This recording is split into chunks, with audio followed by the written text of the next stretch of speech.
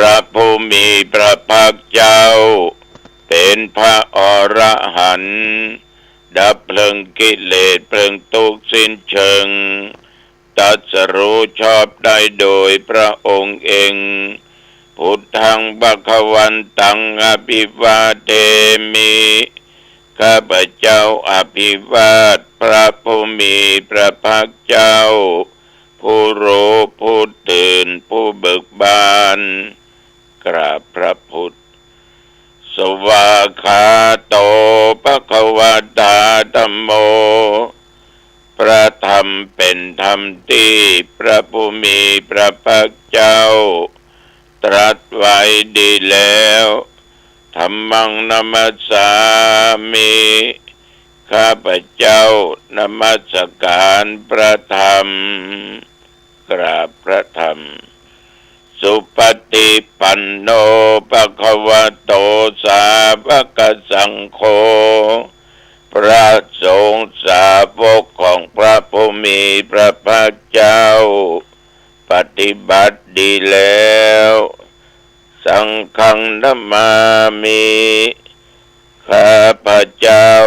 นอบน้อมพระสงฆ์นะโมตัสสะภะคะวะโตขอนอบน้อมแด่พระผู้มีพระภาคเจ้าพระองค์นั้นอรหัตโตซึ่งเป็นผู้ไกลจากกิเลสสัมมาสัมพุทธัสสะตรัสรู้ชอบได้โดยพระองค์เองนะโมตัสสะภะคะวะโตขอนอบน้อมแด่พระผู้มีพระภาคเจ้าพระองค์นั้นอรหัตโตซึ่งเป็นผู้ไกลจากกิเลสสัมมาสัมพุทธัสสะตรัสรู้ชอบได้โดยพระองค์เองนะโมตัสสะภะคะวะโตขอนอบน้อมแด่พระผู้มีพระภาคเจ้าพระองค์นั้นอรหัตโตซึ่งเป็นผู้ไกลจากกิเลสสัมมาสัมพุทธัสสะตรัสรู้ชอบได้โดยพระองค์เอง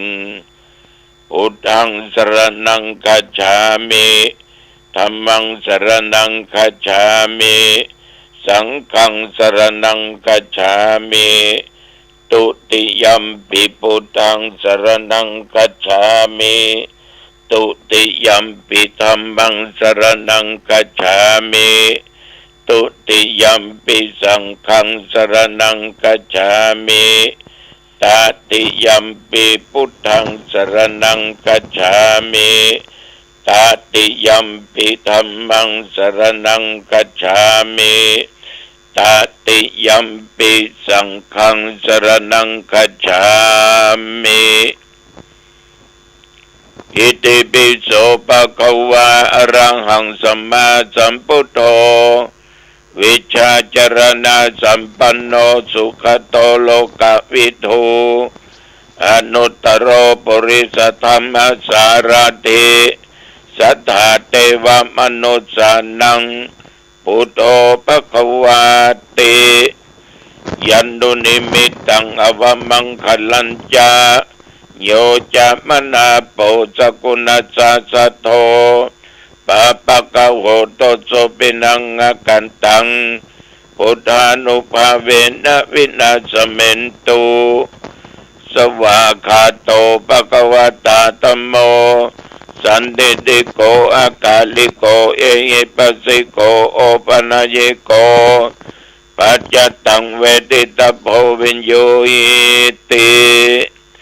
ยันตุนิมิตตังอวมังคลัญจาโยจะมนาโปสกุณัสสะโทปะปะกะโหโตโสปินังกันตังธัมมานุภาเวนะวินาสเมนตุสุปฏิปันโนภะคะวะโตสาวกสังโฆอุชุปฏิปันโนภะคะวะโตสาวกสังโฆ ยายาปฏิปันโนภะคะวะโตสาวกสังโฆสามีจิปฏิปันโนภะคะวะโตสาวกสังโฆยะติทังจัตตาริปุริสายุคานิอัตถปุริสปุคลาเอสะภะคะวะโตสาวกสังโฆอาหุนยโยปาหุนยโยตักขินยโยอัญชลีกรณิโยอนุตตรังปุญญาเกตังโลกัสสาติยันตุนิมิตังอวมังคลัญจาโยจามนาโปสกุณาสสัทโธปะปะคะโหโตสุปินังอาคันตังสังฆานุภาเวนะปินาสเมนตุวิปัสสิสานัมมัตโตจักขุมันตัสสะสิริมัตโตสิกิสเปนัมมัตโตสัพพพุทธานุกัมปิโนเวสปุสสะนัมมัตโตนะหัตถกัสสะตัปปัสสิโนนะมัตโตกะกุสันตัสสะมรเสนะปะมัตติโนโกนาคบันนัสสะนะมัตโตปะมนัสสะปุสิมัตโตกัสสะปัสสะนะมัตโตวิปมุตตัสสะสัพพติอังคีรัสสะนะมัตโตสักยปุตตัสสะสิริมัตโตโยอิมังธรรมเทเสสิสัพพทุกขาปนุตนังเยจาปินิปุตตาโลเกยะถาปุตตังวิปัสสิตุงเตชะนาอภิสุนามะอันตาวิตัสสารธาหิตังเทวมนุสนังยังนมัสสันติโคตมังวิชาจรณะสัมปันนังมะอันตังวิตัสสารทังวิชาจรณะสัมปันนังพุทธังวันธามโคตมันติยะโตหังภะคิเนอริยญาชาติยาชาโตนาภิชานามิสันจิจปนังชีวิตาโวโรเปตาเถนะสัจเจนะโสติเตโอตุโสติกัปปะสาโพชังโคสติสังคโตธัมมนังวิจโยตัฏฐาวิริยัมปิติปัสสติโพชังคาจตัฏฐาปะเรสมาธุเปขโพชังคาสัตเตเตสัพพทักษินามุนินาสัมปตกตาปวิตาปวุริกตาสังวัตตันเตอภิญญานิพพานยาจะโพธิญาเอเตนะสัจจวเชนะโสติเตโอตุสัพพทาเอกัสสมิงสมเยนะโธโมคคลานัญจกัสสปังคิลเนตุกิเตติสวาโพชังเคสัตตเทสญิเตจตังอภินันติตวาโรคามปุจิงสุตังคเนเอเตนะสัจจวเชนะโสติเตโอตุสัพพทาเอกัสสะธรรมราชาปิเคลันเยนะปิปิริโตจุนดาเตเรนะตัญเยวาปนาเปตวานะสัทรังสัมโมติตวาจะอภัทาตัมหาพุทธาสิทานะโสเอเตนะสัจจวเชนะโสติเตโอตุสัพพทาปะหินาเตจะอภาธาเตนะนัมปิปะหิสินัง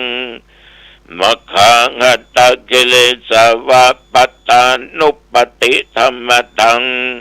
เอเตนะสัจจวเชนะโสติเตโอตุสัพพทาภวตุสัพพมังคลังรักขันตุสัพพเทวตาสัพพพุทธานุภาเวนะสัทธาโสติภวันตุเตภวตุสัพพมังคลังรักขันตุสัพพเทวตาสัพพธรรมานุภาเวนะสัทธาโสติภวันตุเต วะตุสัพพะมังคลังรักขันตุสัพพเทวตาสัพพะสังฆานุภาเวนะสัทธาโสทิภวันตุเต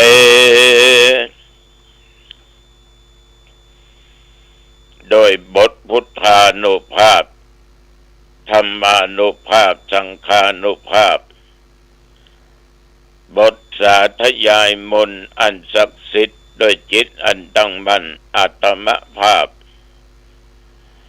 ขอถวายพระพรชัยมงคลแด่สมเด็จพระเจ้าลูกเธอเจ้าฟ้าพัชรกิติยาภาขอพระองค์ท่านจงทรงหายจากอาการพระประชวร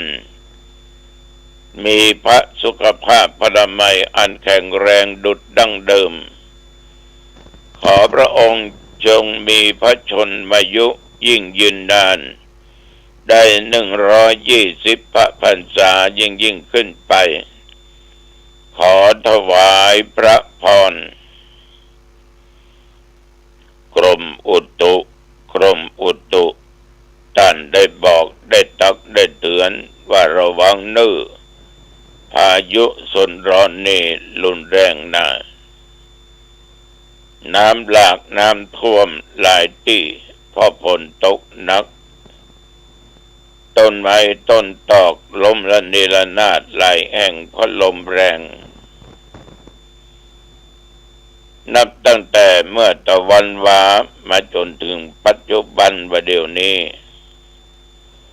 แถวบริเวณวัดหนองตองใกล้เคียงเพราะว่าในและนอกแต่ว่านี่ตอนใกล้ค่ำฟ้าห้องกระลึงลมก็มามืดครึ้มหมดญาติโยมที่ไปยักการยักงานนั่งอู้ที่บนวิหารเอาตุลุงฝนจะตกละนี่มาแน่ 100%ตุลุงว่าบัดตกมาต่อ3-1โดยอู้เล่นกันเนาะมาละไปจะลองก็ลอง ก็เดี๋ยวแดดออกเจแลดหายไปหมดไปตกตั้งละปูนเนี่ยไปตกตั้งอื่นเนี่ยให้หัวกันญาติโยมอันนั้นห้ามตึมได้เป็นภัยธรรมชาตินะแต่อู้เอาม่วนเอางันกันก็มันบรรทกดีกว่าแต่ว่านี่ฉันเจ้าแล้วนั่งปั่นปอนโยมมาดำหัวดำเก้าว่าลูกศิษย์ลูกหาอยู่ทิศไหนใต้เหนือตกออกไกลมาดำหัวพร้อมกับหัววัดหัวบ้าต่างๆก็มาดำหัวขอบใจต่อสาธุเจ้าตั้งสารปีตั้งสังกำแพงตั้งจำปะตองตั้งแม่วางตั้งเมืองดอกปูนนึดิปาสตาญาติโยมมาสะหัวดำเก้าตนข้าพเจ้าถึงที่วัดหนองตองขอบใจนักขอบใจละลายการดำหัวเพื่อเป็นการสุมมาคารวะกันเอาปอนเอาอย่างกันเพื่อต้องการเป็นสิ่งที่เป็นสิริมงคลแต่ว่านี่พระญาติพระโยมนักกะเมื่อไงก็พระหลายเก่งก็ตอนแล้วตุลุงก็ไปอยู่ที่วัดสถานที่ศึกษาธรรมปฏิบัติธรรมแต่ดีใจคำที่ญาติโยมได้อู้ได้จาทุกคณะบอกว่าอันนี้เป็นอิปซีเนอตุลุงเนอฟังตุลุงเป็นประจำนะมาเจ้าอีหรอบางคนก็ฟัง96บางคนก็ฟังเมื่อเจ้าฟัง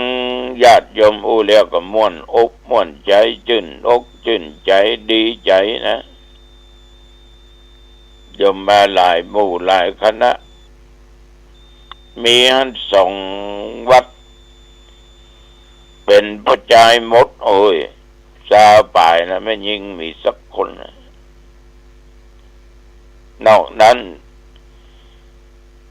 ปิ้นก็ปะปนกันมาส่วนมากจะเป็นเทวดานักกว่าเทวบุตรกินเขาตอนแล้วก็ย้ายไปที่นอกสถานที่ศึกษาธรรมปฏิบัติธรรมที่จะมีโปรยหลวงวันที่20เดือนเมษายนพุทธศักราช2568เนี่ยเหลื่อมสักกี่วันเนี่ยตะตึงนงตกตงตกถงนะเจอเนอสถานเนอเจอเนอพากันไปกินไปทานอ้วมกันเนอเอาจะทานวิหารทานศาลาทานกุฏิ3 หลังทานห้องน้ำ8-9 หลังก็ไปอยู่บนนั่งปั่นปอนเปิ้นไปดำหัวก็ตยไปพวกว่าละเอ็กละอ่อนว่าคนเฒ่าคนแก่ก็ดีใจตุลุงต้องขออนุโมทนาเป็นอย่างมากขอบใจจากโยมมาจากบ้านไม่ค่อยเนอะบ้านค่อยบ้านค่อยนะที่เอาผ้าไตรจีวรมาถวายแล้วก็บอกว่าขอนิมนต์หลวงปู่นุ่งนะเจ้าวันเนี้ยหลวงปู่จะนุ่งแล้วเนอะจะนุ่งละอาบน้ำชำระกายหยาเรียบร้อยตกเย็นมาจะนุ่งละนะจะนุ่งผ้าที่โยมมาจากบ้านก็ค่อยนะมาตาตุลุงจะนุ่ง อันแม่แสงลากับอนงดาวเรืองก็ขอบใจเนอะตุลุงก็ฉันละอาหารการกินต่างๆอย่างใดก็ตามญาติโยมคนเฮาเนี่ยเรื่องบุญเรื่องกุศลปฏิเสธเป็นถึงทำกันต้องขอบใจเพราะว่านี่อุณหภูมินี่ปุ่งไป40กว่านะเมื่อวันกลางวันนะแต่ประเดี๋ยวนั่งอยู่บนเตียงนี่ก็เหลือ18เท่าเก่านะเฮ้ยเท่าเก่าญาติโยมท่านผู้ฟังทั้งหลายในวันนี้ก็จะออกไปช่วยกันทำนี่จัดการงานไม่ได้สัก90%ตั้งโต๊ะตั้งมันนั่งปูเสื้อปูสาดปูพรมเนาะวันนี้ช่วยกันชีวิตของคนเฮาเนี่ยอยู่ไปเวลาก็ผ่านไปลงอาจจะปล่อยมันผ่านไปบ่ได้โดยมันได้อย่างสักอย่างในน่าเสียดายนะ น่าเสียดายนาพระพุทธเจ้าของเฮาเนี่ยญาติโยมพระองค์นั้นยึดอยู่ในหลักในการปั้มเป่งกิจที่ถูกต้องที่ดีเป็นประจำของทุกๆวันพระพุทธเจ้านี่ได้ปฏิบัติกิจเพิ่นเรียกว่าพุทธกิจเวลาเมื่อเจ้าก็ออกเสด็จบิณฑบาตเป็นอาจินอยู่ตลอดเวลาพร้อมได้ประสงค์องค์เจ้าเรื่องบิณฑบาตก็เป็นกิจของสงฆ์ที่พึงปฏิบัติกันแล้วตุลุงไปก่อนตรงวันนี้เอาแข้งขาตุลุงบดีเลยเนี่ยต่อแล้วก่อนนี้ตุลุงนะบิณฑบาตเหมือนกับตุเจ้าพระเนนยุคปัจจุบันเนี่ยมาตั้งแต่อาพาธหนักเนี่ยเริ่มได้ไปออกบิณฑบาตเพิ่นถือว่าโปรดสัตว์เนี่ยญาติโยมเพิ่นมีโอกาสจะมาตักบาตรที่วัดก็เลยออกไปรับบิณฑบาตญาติโยมก็ใส่บาตรกันเข้าป่าอาหารแห้งป้องอาหารสุกป้องแต่คนยุคปัจจุบันนี้ที่ใส่บาตรอาหารน้อยนะอาหารน้อยยากจริงๆสมมุติก่อนนี้ออกไปหนอ30 คนเป็นใส่บาตรเดี๋ยวนี้เหลือประมาณบ่ถึง10นะบ่ถึง10 ด้วยสาเหตุต่างคนต่างออกจากบ้านจากจองไปเจ้านอกจากจะกระทำบุญคล้ายวันเกิดคนตัวเก่าอันนี้จะวกอยู่ข้างต่างใส่บาตรอยู่บางคนก็ว่าใส่บาตรพระเอาสตางค์ไปใส่เป็นบาปโอ้ยมันไปใจสตางค์เห็นว่าได้ เอาไปกึดมันเป็นจะนั้นหรอสำหรับตุลุงก็กึดว่ามันเป็นอย่างเพราะเอาเกิดศรัทธามีเจตนามีความเชื่อใส่ถึงข้าวใส่ถึงอาหารใส่ถึงปัจจัยก็เรื่องของโยมที่เกิดศรัทธาเขาเป็นทุเจ้าเปิ้นใส่เขาก็รับเขาก็อุ้มบาตรสปายบาตรอย่างนั้นยิ่งเป็นเด่นประเดี๋ยวการศึกษาจำเป็นต้องใช้ได้ปัจจัยมาเขาก็ไปใช้เป็นการลดการละการกินก็ว่าซื้อนั้นซื้อนี้มันก็เป็นการสนับสนุนคนเฮานี่มันต้องหิว่ากันนะห้ามเอาสตางค์ไปใส่บาตรตุใส่บาตรเน้นเป็นบาปมันเป็นบาปตรงไหนหรอทำดีแล้วบาปนี่ก็แล้วไปเขาได้ซื้อเอาตุได้ซื้อเอาเน้นหรอเนาะฉะนั้นญาติโยมทานะบารมีเนี่ยสร้างไปตามกำลังของตัวเอง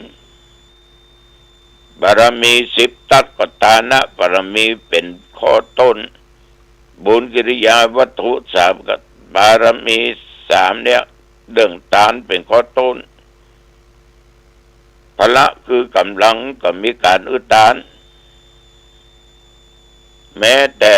บุญกิริยาวัตถุ10ก็มีทานะบารมีเป็นข้อต้นเพราะการอุทานนั้นเป็นการกำจัดความตนีขี้เหนียวกำจัดกิเลสกำจัดความยึดมั่นถือมั่นว่าของกู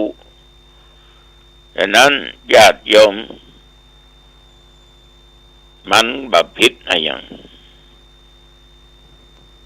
แต่ว่าพุทธกิจของพระองค์นะเพื่อก็ใส่บาตรเมื่อพระพุทธองค์เสด็จออกบิณฑบาต